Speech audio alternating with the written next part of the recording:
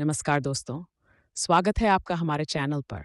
आज हम बात करेंगे एक गंभीर और महत्वपूर्ण बीमारी के बारे में जिसका नाम है रेबीज। रेबीज एक वायरल बीमारी है जो संक्रमित जानवरों के काटने से फैलती है।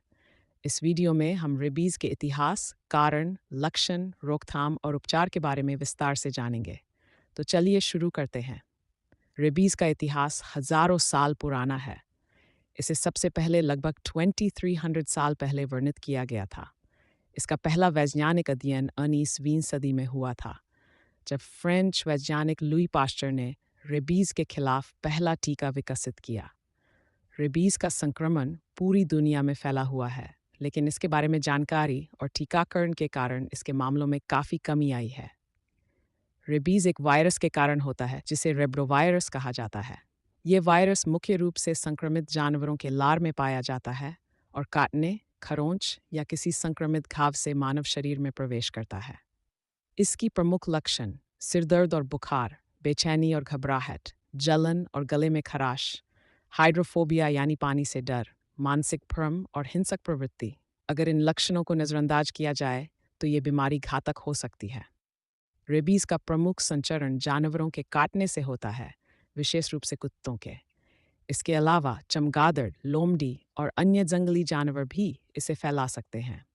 मानव से मानव में रेबीज का संचरण बहुत ही दुर्लभ है। संचरण के अन्य तरीकों में संक्रमित जानवरों का खून, लार या अन्य शारीरिक तरल पदार्थ के संपर्क में आना शामिल है। इसलिए अगर आप किसी भी संदिग्ध जानवर के संपर्क में आते हैं तो तुरंत डॉक्टर से संपर्क करें। रेबीज से बचाव के लिए सबसे महत्वपूर्ण तरीका है टीकाकरण। पालतू जानवरों का नियमित टीकाकरण कराना चाहिए। इसके अलावा अजजात या जंगली जानवरों के संपर्क से बचना चाहिए। कुछ अन्य सावधानियां: जानवरों के काटने या खरोंच से बचने के लिए हमेशा सावधान रहें। हाई रिस्क क्षेत्र में जाने से पहले रेबीज टीका लगवाएं। अगर किसी जानवर ने काट लिया है तो तुरंत उस स्थान को साबुन और पानी से धोएं और डॉक्टर से संपर्क करें। अगर किसी ने रेबीज संक्रमित जानवर से काट लिया है तो तुरंत चिकित्सा सहायता लें। रेबीज का इलाज समय पर शुरू करना बहुत महत्वपूर्ण है। इसके लिए तुरंत उस स्थान को साबुन और पानी से धोएं। डॉक्टर से संपर्क करें और पोस्ट एक्सपोजर प्रोफिलैक्सिस करवाएं। पीपी में इम्यूनोग्लोबुलिन और टीकाकरण शामिल होता है जो रेबीज वायरस को फैलने से रोकता है। याद रखें, रेबीज का इलाज समय पर शुरू करना बहुत आवश्यक है, क्योंकि एक बार लक्षण प्रकट होने के बाद इसका इलाज संभव नहीं है। अगर रेबीज का समय पर इलाज नहीं होता है तो ये बीमारी जानलेवा साबित हो सकती है। इसका वायरस तंत्रिका तंत्र पर आक्रमण करता है और मस्तिष्क को पड़ता है। लक्षण प्रकट होने के बाद रोगी को बचाना लगभग असंभव हो जाता है। अधिकतर मामलों में ये बीमारी घातक होती है और रोगी की मृत्यु हो जाती है। इसलिए रेबीज से बचने का सबसे महत्वपूर्ण तरीका है समय पर टीकाकरण और काटने के बाद तुरंत चिकित्सा सहायता लेना। अगर रेबीज वायरस शरीर में फैल जाता है और समय पर इलाज नहीं होता तो ये बीमारी बहुत घातक हो सकती है। आइए जानें कि वायरस के फैलने से शरीर में क्या-क्या होता है। प्रारंभिक चरण में वायरस काटे गए स्थान से नर्वस सिस्टम के माध्यम से मस्तिष्क की ओर बढ़ता है।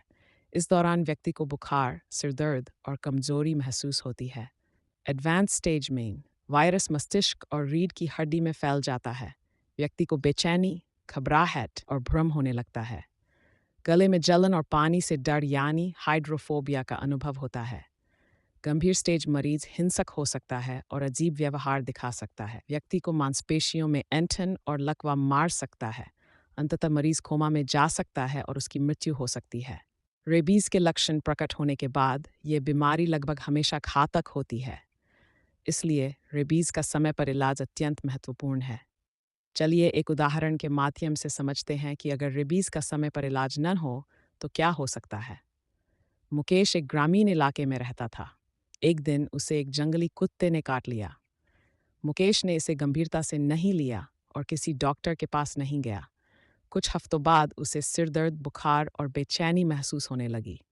उसने सोचा कि यह सामान्य बुखार है और इसे नज़रअंदाज कर दिया। कुछ दिनों बाद मुकेश को पानी से डर लगने लगा और वह मानसिक रूप से भ्रमित रहने लगा। उसके परिवार ने उसे अस्पताल में भर्ती कराया, लेकिन तब तक बहुत देर हो चुकी थी। मुकेश कोमा में चला गया और कुछ ही दिनों में उसकी मृत्यु हो गई। मुकेश की कहानी हमें यह सिखाती है कि रेबीज के किसी भी लक्षण को नज़रअंदाज नहीं करना चाहिए और तुरंत चिकित्सा सहायता लेनी चाहिए। रेबीज के उन्नत चरण में मरीज को मानसिक भ्रम या नीडलिरियम का सामना करना पड़ता है। यह भ्रम कई प्रकार का हो सकता है। मरीज हिंसक और आक्रामक हो सकता है, उसे आसपास के लोगों या खुद के लिए नुकसानदायक हो सकता है। मरीज को हैलुसिनेशंस यानी अश्लील दिखने वाली जिन दिखने लगती हैं, उसे ऐसी चीज़ें या लोग दिखाई दे सकते हैं जो वास्तव में नहीं होते। मरीज को ऑडिटरी हैलुसिनेशंस यानी अश्लील सुनाई देने वाली आवाज़ सुनाई देती है, उसे अजीब आवाज़ें, शोर या काल्पनिक संवाद सुनाई दे सकते हैं। मरीज को समय, स्थान और लोगों के बारे में भ्रम होता है, उसे ये समझने में कठिनाई होती है कि वह कहाँ है और उसके आसपास क्या हो रहा है। यह भ्रम रेबीज के गंभीर और अंतिम चरण में होता है और ये दिखाता है कि बीमारी कितनी खतरनाक हो चुकी है। रेबीज का एक बहुत ही महत्वपूर्ण और विशिष्ट लक्षण है हाइड्रोफोबिया, यानी पानी से डर। हाइड्रोफोबिया का कारण है वायरस का मस्तिष्क और नर्वस सिस्टम पर प्रभाव, जिससे व्यक्ति को पानी पीने या देखकर भी डर और बेचैनी महसूस होती है। पानी देखने या पीने की कोशिश करने पर गले और मांसपेशियों में ऐंठन, पानी के नज़दीक जाने से घबराहट और पैनिक अटैक, व्यक्ति को पानी के बारे में सोचने मात्र से ही डर लग सकता है। हाइड्रोफोबिया रेबीज का सबसे खतरनाक लक्षण है और ये दिखाता है कि बीमारी कितनी बढ़ चुकी है। ऐसे में इलाज बहुत मुश्किल हो जाता है। कुछ प्रमुख मामलों का अध्ययन करके हम रेबीज के खतरों और इसके प्रभाव को बेहतर समझ सकते हैं। उदाहरण के लिए, भारत में हर साल हजारों लोग रेबीज से प्रभावित होते हैं, जिनमें से अधिकांश मामले कुत्तों के काटने के कारण होते हैं। ऐसे मामलों से हम ये सबक ले सकते हैं कि रेबीज के प्रति जागरूकता और समय पर टीकाकरण कितना महत्वपूर्ण है। रेबीज के प्रति जागरूकता फैलाने के लिए सामुदायिक जागरूकता अभियान चलाना बहुत महत्वपूर्ण है। स्कूलों, कॉलेजों और सामुदायिक केंद्रों में रेबीज के बारे में जानकारी दी जानी चाहिए। इसके अलावा पालतू जानवरों के मालिकों को उनके जानवरों का नियमित टीकाकरण करवाने के लिए प्रेरित किया जाना चाहिए। इस तरह की जागरूकता से हम रेबीज के मामलों में कमी ला सकते हैं। तो दोस्तों, आज हमने रेबीज के बारे में विस्तार से जाना। रेबीज एक गंभीर बीमारी है, लेकिन जागरूकता और सही समय पर टीकाकरण के जरिए हम इससे बचाव कर सकते हैं। अगर आपको ये वीडियो उपयोगी लगा हो तो इसे लाइक और शेयर करें और हमारे चैनल को सब्सक्राइब करना न भूलें। धन्यवाद।